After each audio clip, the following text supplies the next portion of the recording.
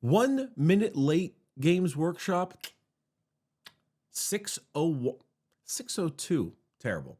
Terrible. I've got a shield now. Hey, if you want to pick up awesome merch, like this one I'm currently wearing, the My Beloved shirt. It's very nice. It's very cool. It's My Beloved. It's the first link in the description. There's a lot of other ones. It's like 6 products down there, all like My Beloved based stuff. It's the first link right there. Just go down there. It's fine. But happy Monday. We're back. And we have 5 more left. And they actually told us what the 5 major ones will be to round out the week. It was in a prior article, I believe. In fact, let me see if I can find that one right now. Was it under the, you know what? I don't even care. I don't even need to go find it. All I know is that it is Drukhari as today. We've got Gene Stealer Coach tomorrow. And then we've got Agents of the Imperium, so most likely Assassins and Inquisition. And then apparently it's going to be non-codex compliant Space Marine chapters, Dark Angels, Black Templars, Blood Angels, Space Wolves. And last but not least, they're going to round it all out with Titans on Friday, which is silly because you can only play as one of them and you never will in a 2,000-point game, but it's still funny. Anyway, Drukhari, the Raiders from the Dark City. Drukhari, as I am well known as an elf hater, I do not like the elves. I am a classic case of those dirty, darn, pointy-eared elf people. But honestly, the Drukhari are pretty cool. Maybe it's the Night Lords in me. Their cover art is a little bit meh. This part's pretty cool, but they all look kind of funny. Like they're supposed to be in motion, but they look kind of bizarre the way they jump. But anyway, Drukhari are actually rather cool. I remember doing an episode of Adeptus Ridiculous and being like, oh wow, the cults and the cabals are actually really interesting and rather neat. They're arguably the most evil faction in Warhammer, or at least for like top 3.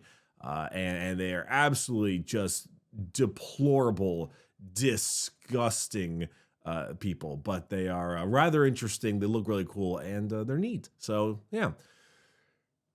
So I'm going to make an assumption before we start, a prediction. I'm going to assume that their army-wide rule is going to be power from pain.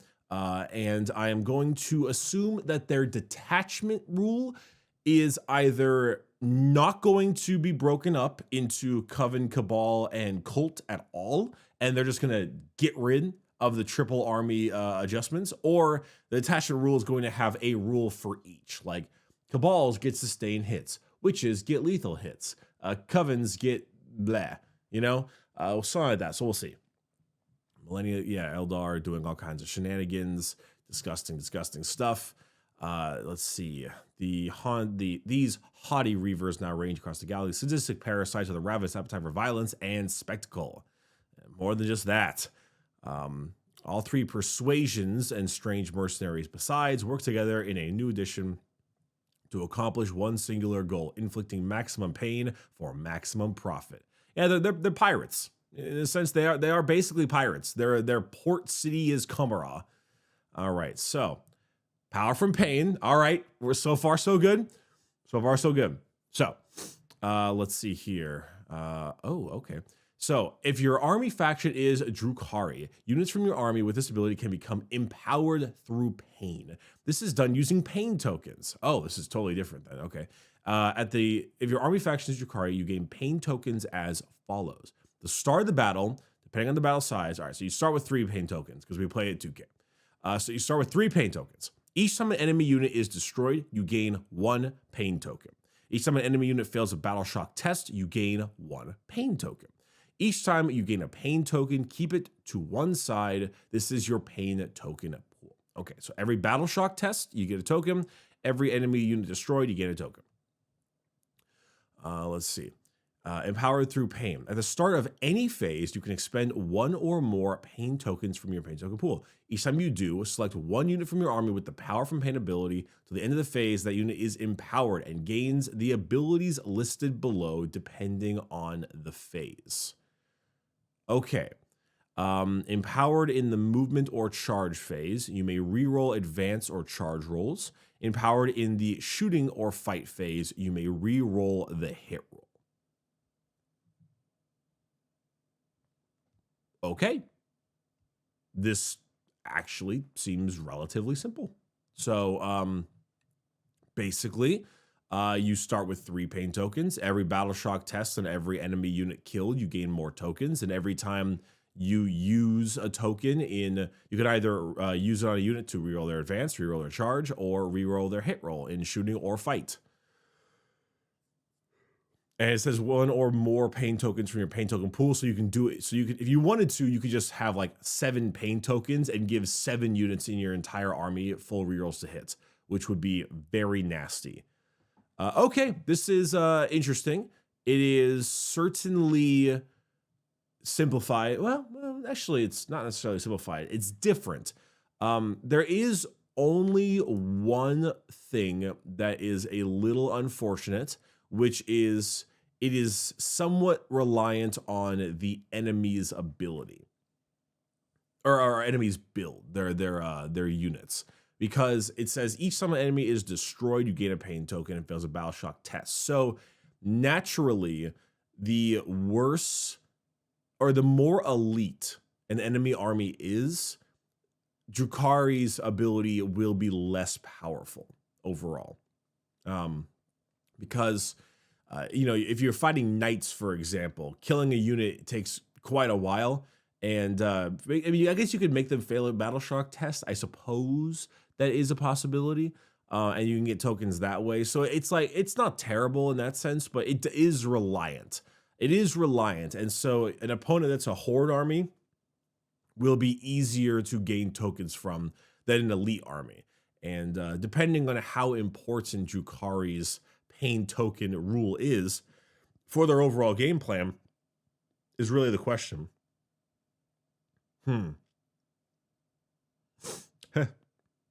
Murdering whole squads and conducting mind-breaking massacres. Oh, GW, I don't think you know what you've said. Oh no.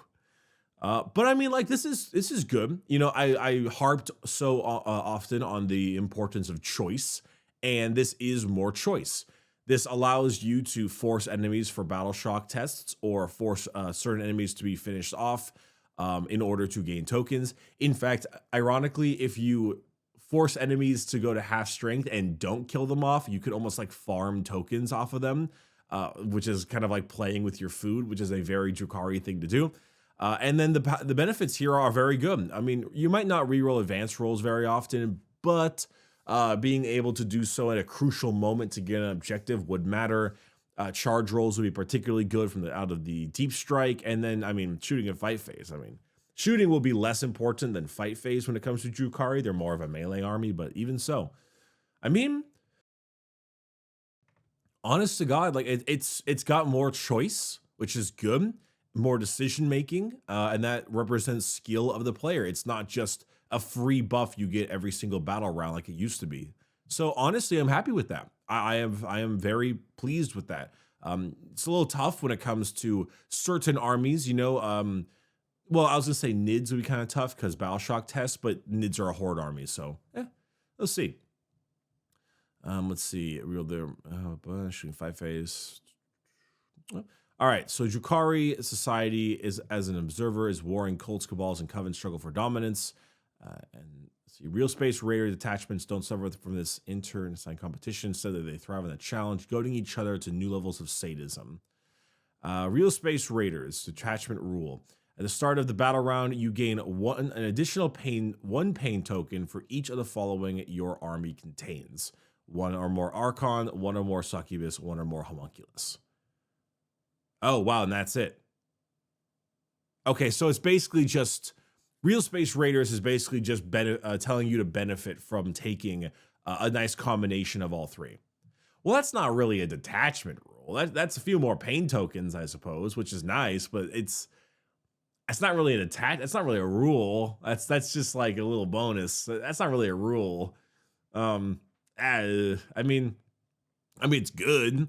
You start the battle round if you decided to go with or is it the start of the battle. So I mean, like, it's good.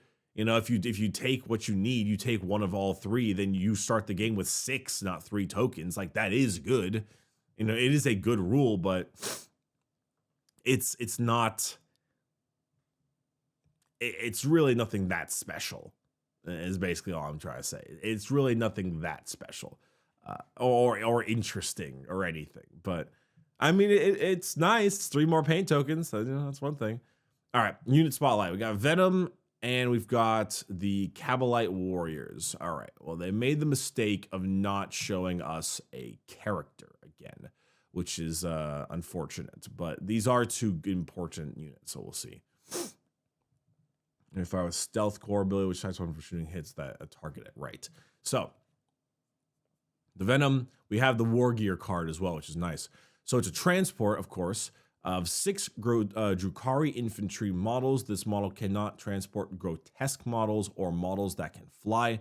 For the battle at the start of the declare battle formation step, you can select 1 Cabalite Warriors or Witches unit from your army. If you do, the unit is split into 2 units, each containing as equal a number as possible. When splitting this way, make note of which models from start. One of these units must start the battle embark with a transport. The other can start battle departed in transport, or can be deployed as a separate unit.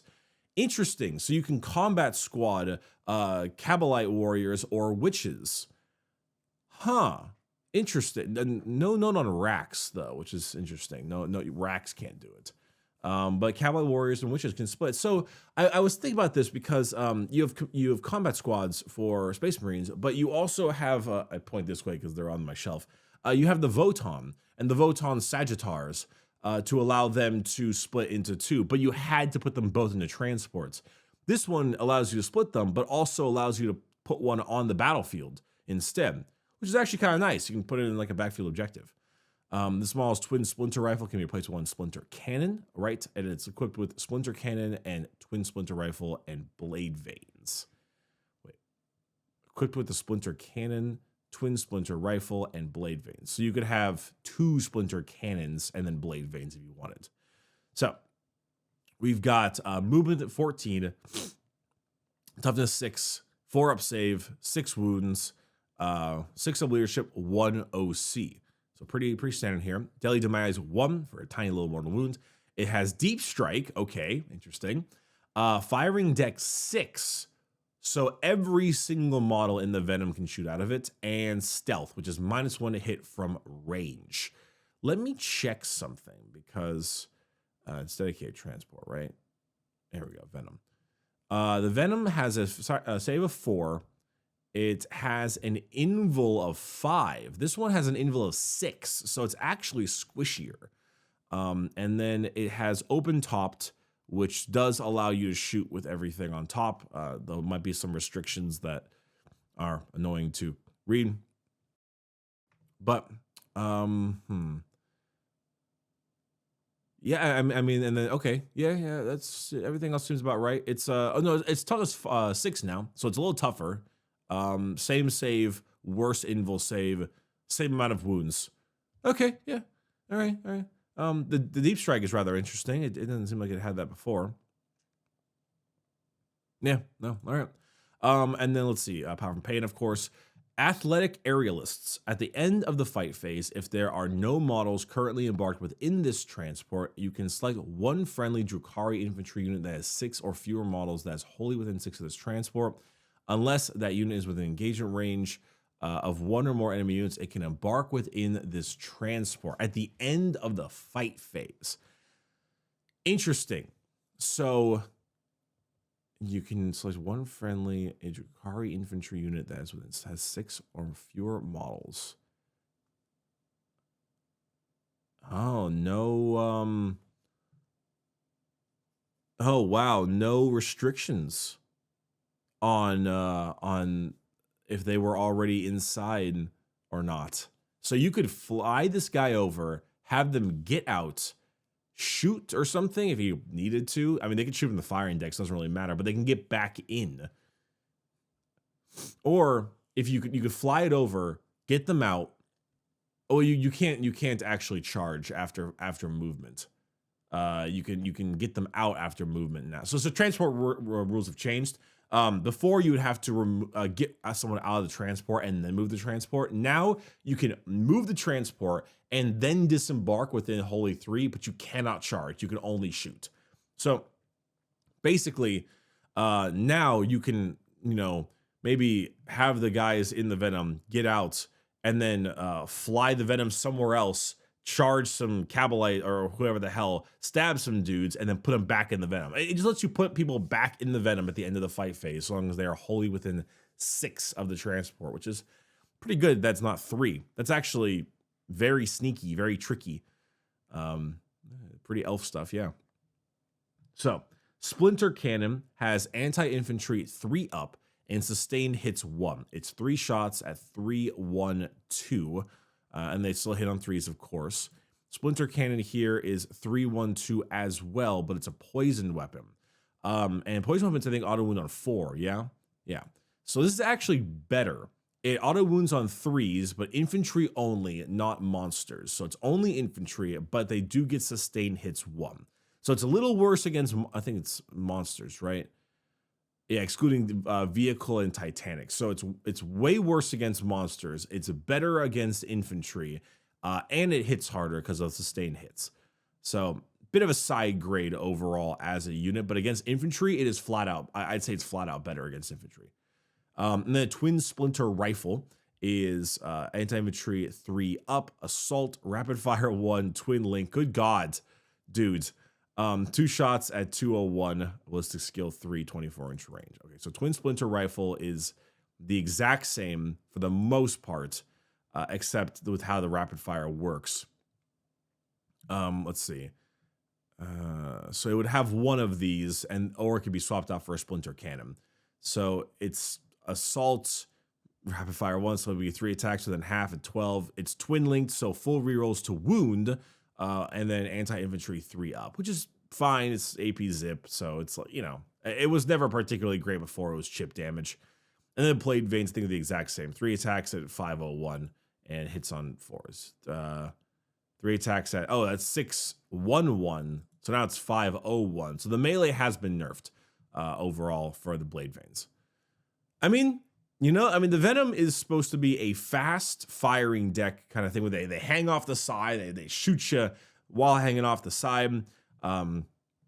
It's not meant for its melee or for its ranged weapons, but it has a couple of extra things. It's a little squishier, and its weapons have gotten a little worse minus the Splinter Cannon. But overall, I'd say it's a Twin Splinter Rifle Rapid Fire 2. Maybe this actually has gotten better.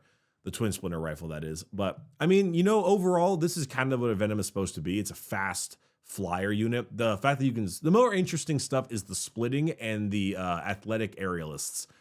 Being able to split units like that is really cool, and getting them back in is also really cool.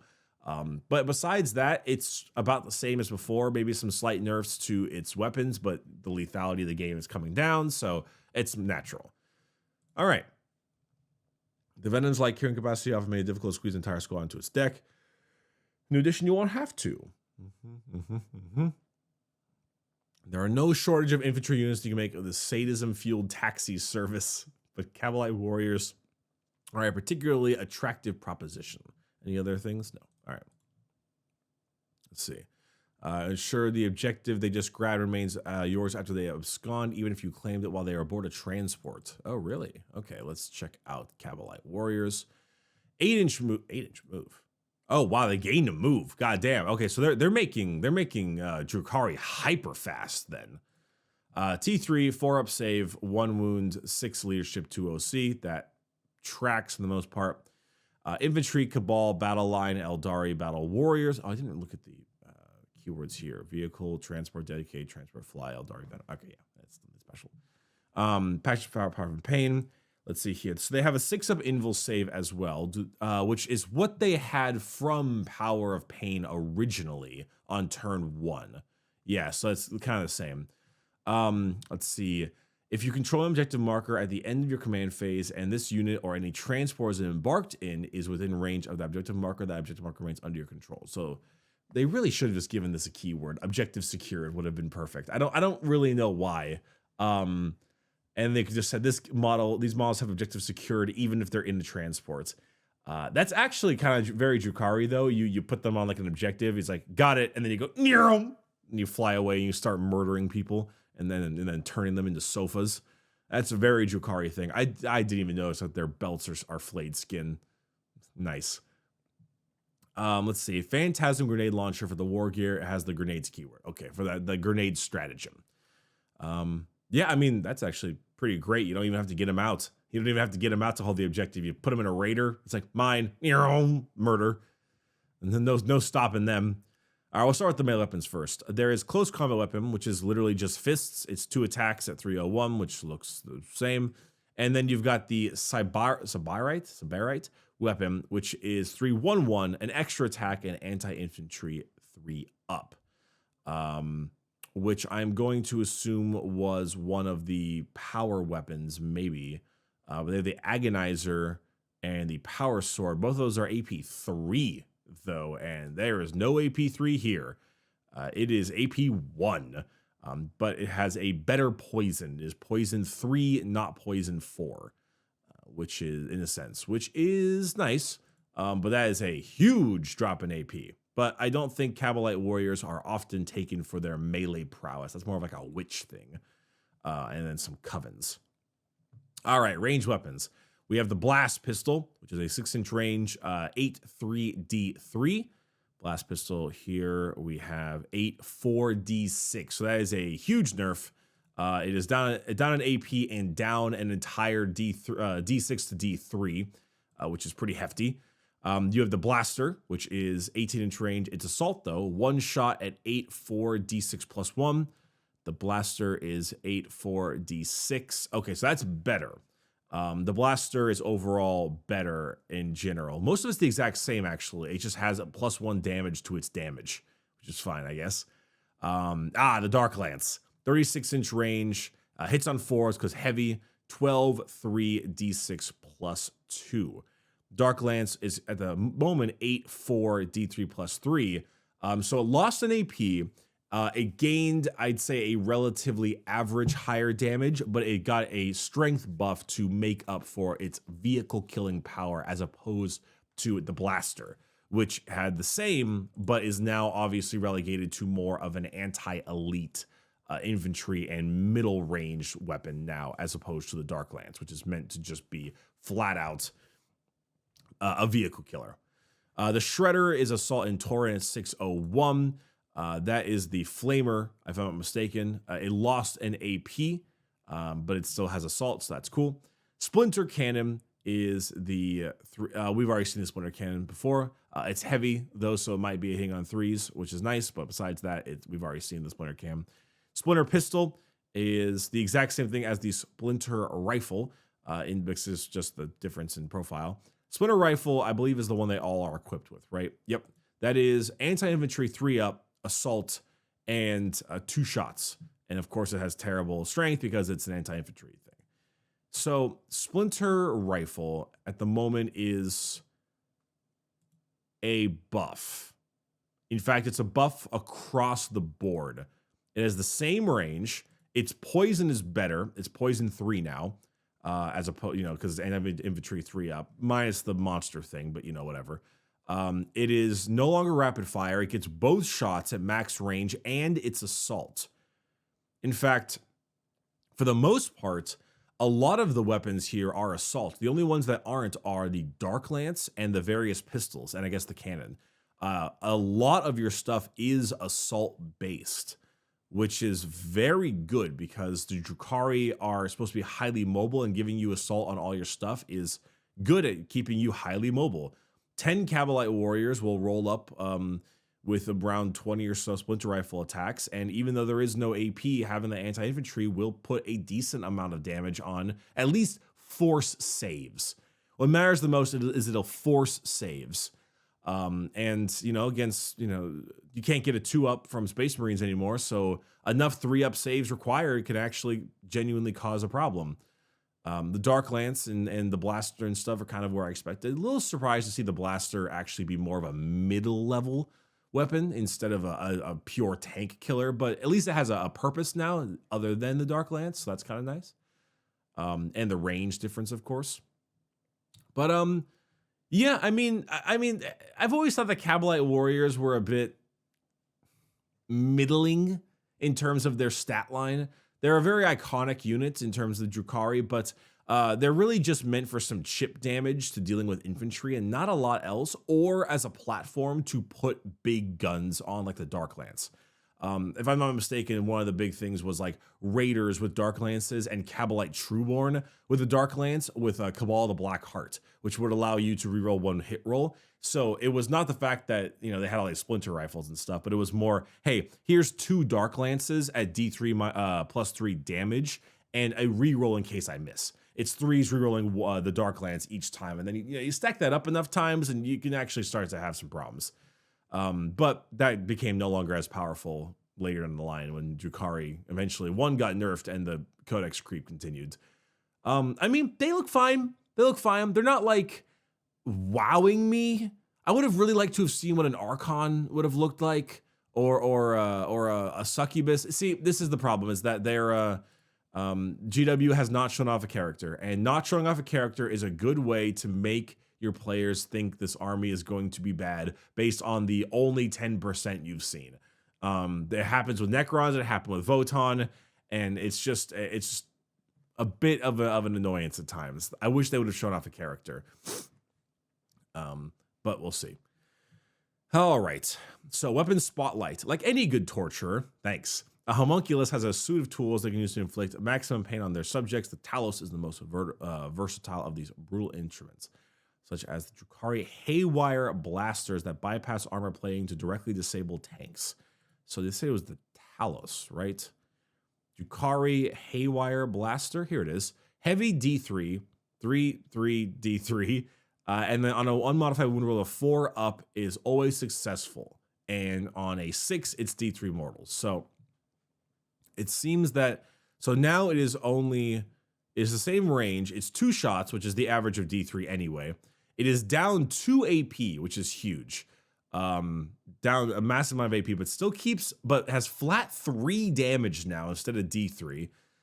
It is anti-vehicle 4 up, devastating wounds, and twin linked. It also, I always hit on 4s. So basically, the anti-vehicle 4 up it already had. Devastating wounds it already had, kind of, but now it's got twin linked. So this is lower in AP, but as far as it comes, this is actually a substantially more effective weapon. It says because it's a wound roll of 4, but it's always successful, but a wound roll of a 6 inflicts D3 mortals. Now, a wound roll of a 4 up not only is successful, but it also is a devastating wound. So an unmodified wound roll of 4 up is not D3 mortal wounds, it's 3 mortal wounds. And it's twin linked, which means you get full rerolls to wound. So it's a 4 up re-rolling in order to get it. Now, granted, you are only hitting on a 4 up and on 2s. So unless you power from pain token them, you will only be getting 1 shot on average, but it's only 2 shots. You could easily fail both. And then, so on average, probably getting 3 mortal wounds on a vehicle. But even so, I will say this actually could be create quite the little annoyance against infantry too. With twin linked, there's always the possibility that you just, spike your 6 and do 3 mortal wounds against infantry, which is not bad. It's actually quite it really doesn't shoot many of them, but if you have enough Talos around, like, you can zap some vehicles. All right. The fearsome, fast of Drukhari Society, the witch cults. Oh yes, Lilith Hesperax. A very interesting character with a model face that I'm not always the biggest fan of. And then feet. All right. So, Lilith's Blades, anti-infantry 2 up, sustain hits 2, goddamn, at 8 attacks, hits on 2s, 3, 2, 1. Wait. Once per battle, Lilith can put on a thrilling spectacle, which increases the number of attacks she makes to 12 and increases her invul to 3, turning her into a living blender of untouchable blades. Wow. So I'm assuming that means succubi are still getting a 4 up invul save. And then this turns into a 3. But sustain hits 2 and then anti-infantry 2 up is... So, like, if you have 8 attacks, right? 8 attacks, on average, you probably drop 1 maybe 2, and you get a 6, 1, maybe 2. Let's say you drop 1 and you gain 1, 6. Then in reality, you end up with 9 attacks.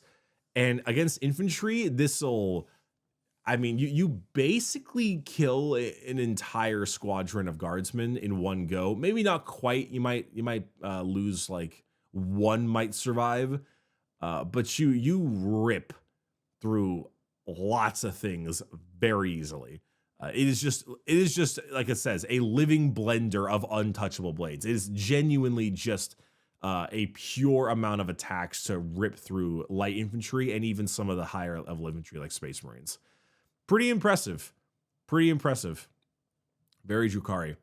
All right. Last but not least, we have the Alliance of Agony. 1 CP, start of any phase, 1 Archon, 1 Succubus, and 1 Homunculus from your army. Discard 1 pain token from your pain token pool. Until the end of the phase, all 3 of those models are empowered. You can only use this stratagem if you are able to select all 3. Wow. Wait, so for 1 CP, you gain 1 token for 3 uses, basically, and your Archon, Succubus, and Homunculus all become insanely good. The Alliance of Agony. That's actually super fun. That is actually super cool. I like that a lot. Hell, you can even use it twice if you wanted to. You could use it once in the charge phase to give them all reroll charges, then make it into combat, and then once again to give them all reroll hits. And all you gotta do is to spend 2 pain points for 6 uses. Pain tokens, that is. That's actually really cool. That's actually really, really fun. You know, I'm not gonna lie. I'm actually, while I'm not as like stoked on a more stat line focus of these units, I'm actually really pleased with the vibe I'm getting overall. All right, let's see down here. The Drukhari are profoundly driven by the suffering of others. They feast on pain itself, and as the wails of their foes coil through the air, they find themselves in power both in soul and body.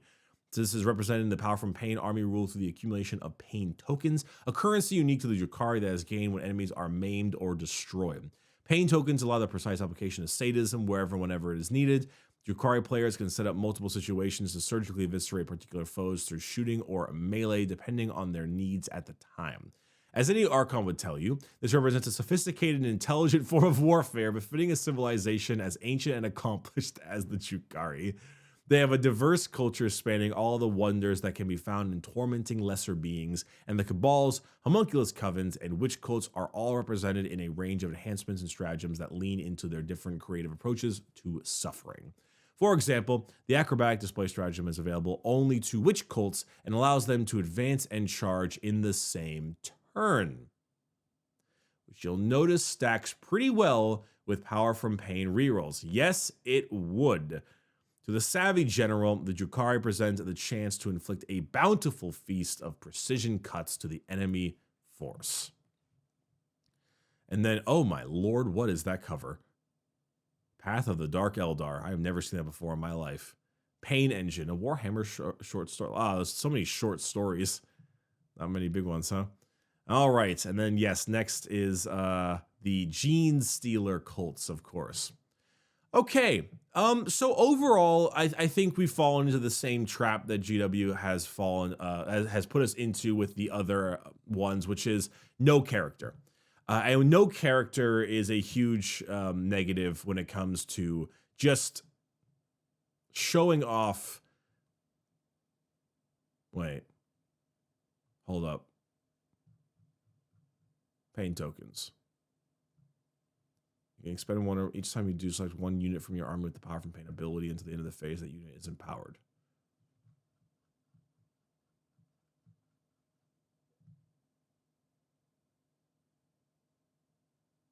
Ah, okay. Wait.